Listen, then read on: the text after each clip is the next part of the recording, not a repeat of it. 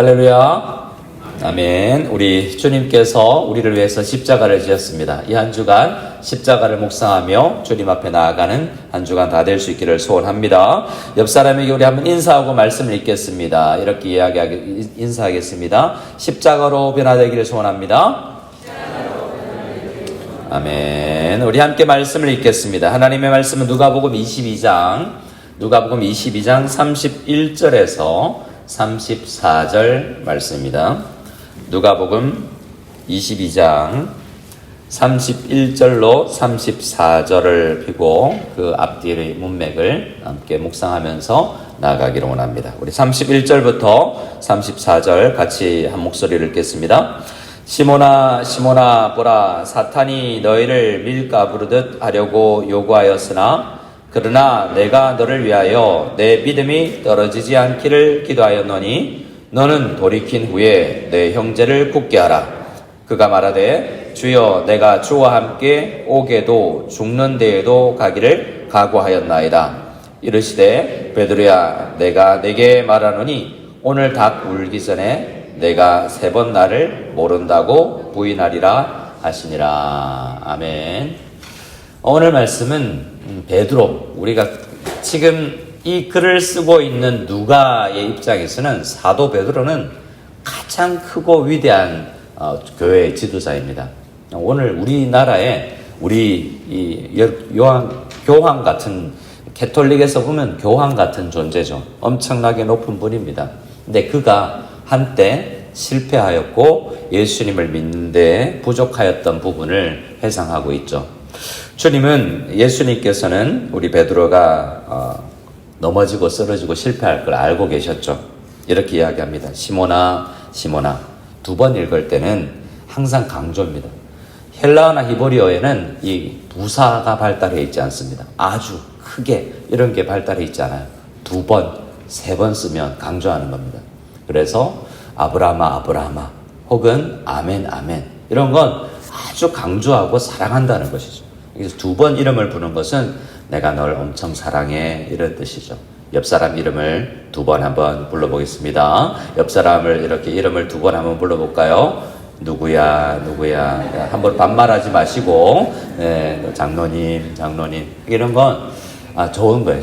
3번 해도 됩니다. 3번까지만 했어요. 그래서 이사야 선지자에 보면 거룩하다 뭐죠?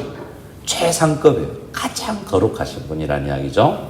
여기서 시몬아 하는 건 종이가 아까운데 2번 반복하는 건 예수님이 엄청 사랑한다는 거죠. 우리 옆 사람도 그렇게 2번 이름, 3번 이름 부르며 사랑할 수 있는 우리 될 수 있기를 소원합니다. 근데 내 사랑하는 시몬이 어떻게 할 거냐? 시험에 들었어요.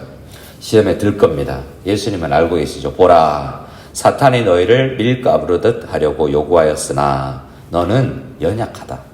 너는 사람이다. 너는 신이 아니야. 오카노 목사님이 제자훈련 들어가는 저희를 불러 모아놓고 특권이죠.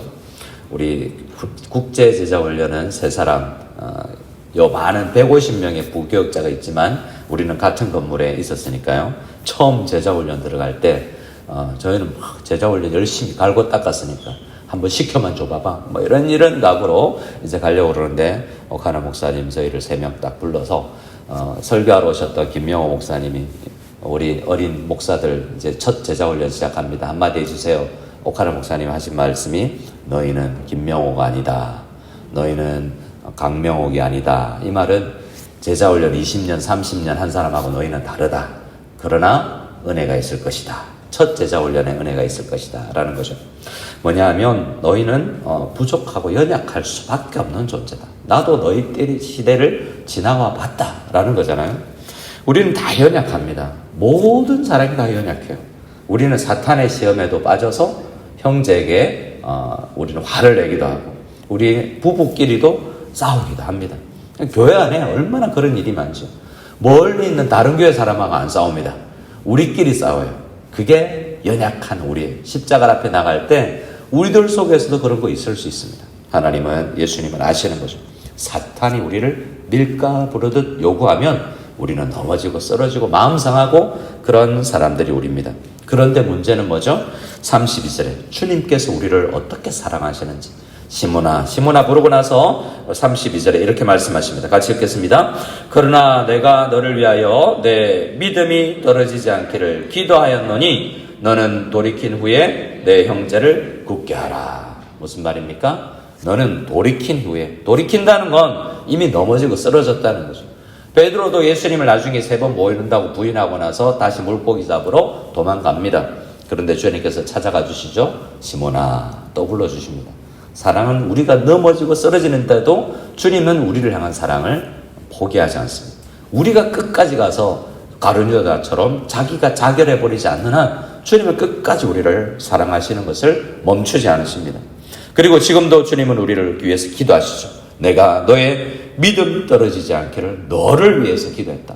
이건 시몬 베드로만을 위한 것이 아니라 우리를 위해서도 십자가 지시는 이 기간에 주님께서는 우리에게 기도를 약속하셨다라는 것입니다. 그래서 우리가 믿는 것은 내 결단력을 믿는 것이 아니라 주님께서 나를 위해서 기도하시고 계시구나 하고 그분의 기도를 믿는 것이죠.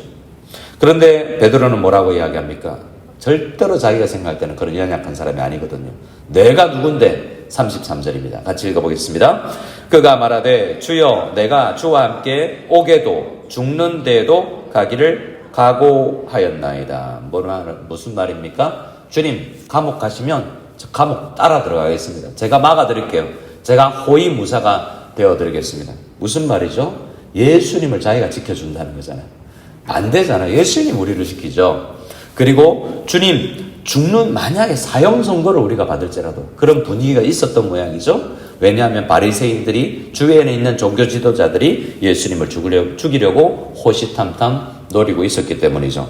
죽으면 저도 죽겠습니다 라는 이야기입니다. 자, 질문합니다. 이 시몬 베드로의 고백이 진심이겠습니까? 진심이 아니겠습니까? 진심이죠. 근데 문제는 뭐죠? 우리는 진심으로 고백해도 그 진심도 잘 못 지키는 게 우리입니다. 자, 여러분 결혼할 때, 결혼 아직 안 하신 분들도 있지만 결혼하실 때 그 배우자를 내가 검은 머리 팥불이 되도록 정말 사랑하겠다고 각오했는데 지금까지 한 번도 어긴 적 없죠. 근데 우리는 그때 진심이었습니까? 아니었습니까? 진심이었죠. 목사로서 취임할 때도 정말 저 교회를 위해서 헌신하겠습니다. 각오를 해도 우리는 넘어질 수 있는 게 우리라는 것을 알아야 됩니다. 주님께서 아시죠? 우리의 사실을 주님께서 직시해 주십니다. 34절에 이르시되 베드로야 너 오늘도 그걸 못 지킬걸? 내가 내게 말하노니 오늘 닭 울기 전에 네가 3번 나를 모른다고 부인하리라 라고 말씀해 주셨습니다. 우리 너무 강하다고 이야기하지 마. 연약하면 약하다고 이야기해도 돼. 대신 내가 너를 기도해 줄 테니까 너 기도를 믿고 십자가를 붙들고 너를 의지하지 말고 너를 부인하고 나를 믿고 내가 힘줄 테니까 나를 더 의지해 라고 이야기합니다. 여러분 근데 오늘 이 큰 본문은 성찬식 가운데 있었습니다. 오는 주일날 우리가 성찬을 할 텐데요. 이 앞본문은 22장 1절 이후부터 가룟유다에게 먼저 마귀가 들어가고 그 다음에 성찬을 합니다. 성찬을 하고 나서 성찬이 주는 힘에 대해서 우리에게 이야기해요. 성찬이 뭐죠? 십자가를 다시 한번 눈으로 보고 내가 촉감을 느끼고 내가 먹으면 후각으로 느끼면서 십자가를 더 온 오감으로 다 느끼는 게 성찬이거든요. 그래서 옛날 우리 신앙의 선배들은 성찬이 없으면 예배가 아니라고 할 정도로 매주 성찬을 했습니다. 그런데요, 22절, 24절 있으면 여러분 한번 읽어볼까요? 여러분 성경을 보시고 자막은 없습니다. 24절을 같이 한번 읽겠습니다. 또 그들 사이에 그중 누가 크냐 하는 다툼이 난지라. 성찬식의 배경에는요 12제자 사도들이 자기가 저마다 내가 더 크다라고 이야기해요. 왜 다투죠?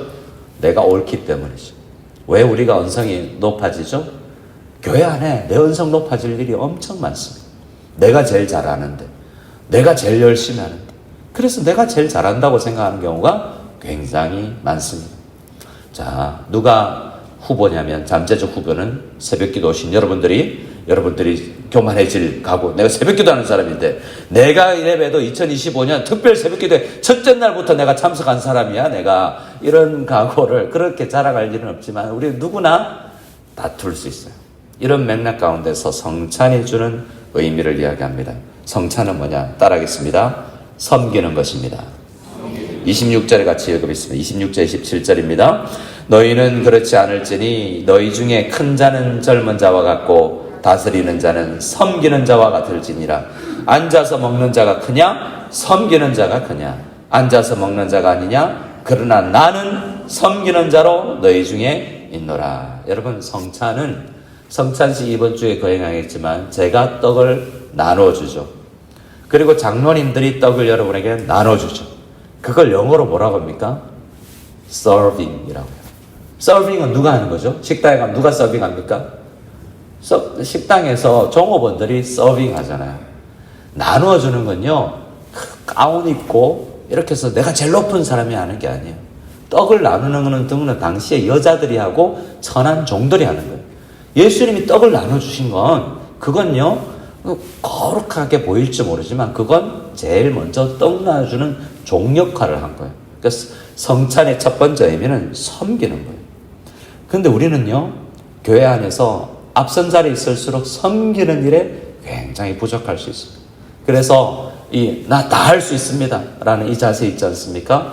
목사부터 제일 잘 못 섬기고 많이 대접받는 사람이 목사 아닙니까? 그러나 십자가 앞에 가면 갈수록 성찬 앞에 나는 섬기는 자다.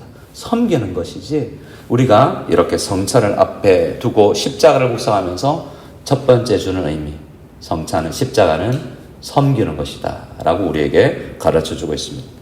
28절부터 보면 28절 9절을 지나가고 나서 이 30절 말씀을 같이 읽어보겠습니다. 30절입니다. 시작. 내가 내 나라에 있어 내 상에서 먹고 마시며 또는 보좌에 앉아 이스라엘 12지파를 다스리게 하려 하노라. 성찬은요, 함께 먹는 거잖아요. 여기서 함께 먹는 것은 보좌에 앉아 이스라엘 12지파를 다스린다고 이야기하죠. 내 상에서 먹는다는 것은 이런 거예요. 국무회의예요. 당시에 왕들은 신하들과 국무회의들과 떡 먹으면서 음식 나누어 마시면서 회의를 했다고요. 그러니까 그 이미지를 사서 지금 성찬이 가지는 두 번째 의미는 뭐냐면 너희들 다스리는 자야. 그러니까 섬기는 자이기도 하지만 이 하나님께서 우리에게 큰 사명을 주시는 거죠. 우리에게 엄청난 책임이 있는 것입니다. 그래서 우리 모든 성도님들이, 베드로도 연약해서 넘어지지만 우리는 하나님 앞에 하나님을 대신해서 이 땅을 다스리는 자로, 아담처럼 대리 통치자로 우리는 쓰임 받는 것입니다. 그런데 문제는 연약해요. 그래서 십자가를 또 붙들어야 되는 겁니다. 섬기지도 잘 못하고 우리가 다스리면서 교만해지는 것이 우리죠.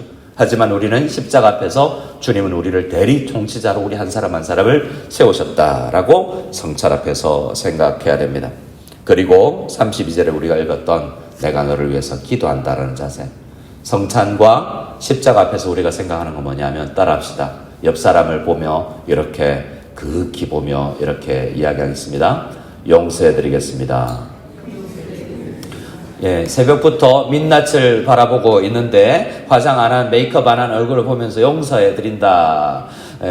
여러분, 용서해요. 십자가는 예수님이 우리에게 베드로가 돌이키고 베드로가 여러분 넘어질 거 아시면서도 기도해 준다라고 이야기하잖아요.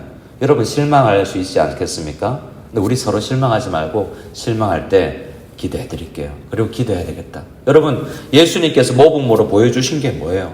우리를 위해서, 넘어지고 쓰러지는 사람을 위해서, 그를 위해서 십자가를 지시지 않습니까? 성찬과 십자가는 용서와 화해와 기도해주는 그런 관계를 회복하는 것입니다.